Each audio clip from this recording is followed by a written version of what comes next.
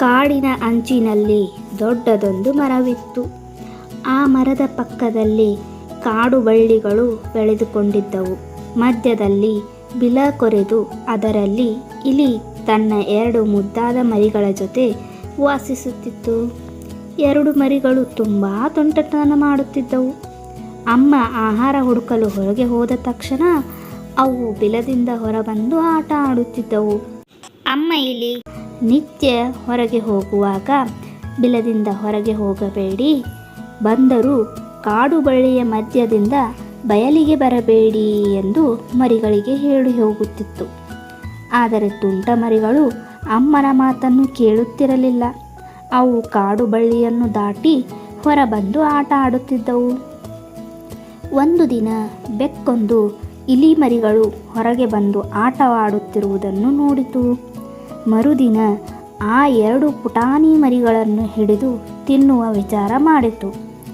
ಅಮ್ಮ ಇಲಿ ಮರುದಿನ ತನ್ನ ಮರಿಗಳಿಗೆ ಮೆತ್ತನೆ ಹಾಸಿಗೆ ಮಾಡಿಕೊಡಲು ದೊಡ್ಡದಾದ ಸೊಪ್ಪನ್ನು ಕಿತ್ತು ತಂದಿತು. ಬಿಲದಲ್ಲಿ ಹಿಂದಿನ ದಿನ ಸಂಗ್ರಹಿಸಿಟ್ಟ ಆಹಾರವನ್ನೇ ಮರಿಗಳಿಗೆ ಕೊಟ್ಟಿತು. ಬೆಳಗ್ಗೆ ಮರಿಗಳಿಗೆ ಕೊಡಲು ಆಹಾರ ಇರಲಿಲ್ಲ. ಹೀಗಾಗಿ ಅಮ್ಮ ಇಲಿ ಬೇಗ ಆಹಾರ ತರುತ್ತೇನೆ, ಹೊರಗೆ ಹೋಗಬೇಡಿ ಎಂದು ಹೇಳಿ ಹೊರಟಿತು. ಇತ್ತ ಮರದ ಮರೆಯಲ್ಲೇ ಕುಳಿತುಕೊಂಡಿದ್ದ ಬೆಕ್ಕು ಮರಿಗಳು ಹೊರಗೆ ಬರುವುದನ್ನೇ ಕಾಯುತ್ತಿತ್ತು. ಎಷ್ಟು ಹೊತ್ತಾದರೂ ಮರಿಗಳು ಹೊರಗೆ ಬರಲಿಲ್ಲ. ಅಮ್ಮ ಇಲಿ ಆಹಾರ ತರುತ್ತಿರುವಾಗ ಒಬ್ಬ ಬೆಕ್ಕನ್ನು ಹಿಡಿಯುವವ ಆ ಇಲಿಯನ್ನು ಕಂಡ. ಆಗ ಆ ಮನುಷ್ಯನನ್ನು ಕಂಡು ಇಲಿ ಭಯದಿಂದ ಓಡಿತು. ಆ ಮನುಷ್ಯ ಕೂಡ ಇಲಿಯ ಹಿಂದೆ ಹೊರಟ. ಈ ಕಡೆ ಇಲಿ ಮರಿಗಳು ಎಷ್ಟು ಹೊತ್ತಾದರೂ ಹೊರಗೆ ಬರದ ಕಾರಣ ತಾನೇ ಬಿಲದಲ್ಲಿ ಹೋಗಿ ನೋಡಬೇಕೆಂದು ಯೋಚಿಸಿ ಒಂದೊಂದೇ ಹೆಜ್ಜೆ ಹಾಕುತ್ತಾ ಬೆಕ್ಕು ಮುಂದೆ ಬರುತ್ತಿತ್ತು. ಅಷ್ಟರೊಳಗೆ ಅಮ್ಮ ಇಲಿ ಓಡುತ್ತಾ ಬಿಲದೊಳಗೆ ಹೋಯಿತು.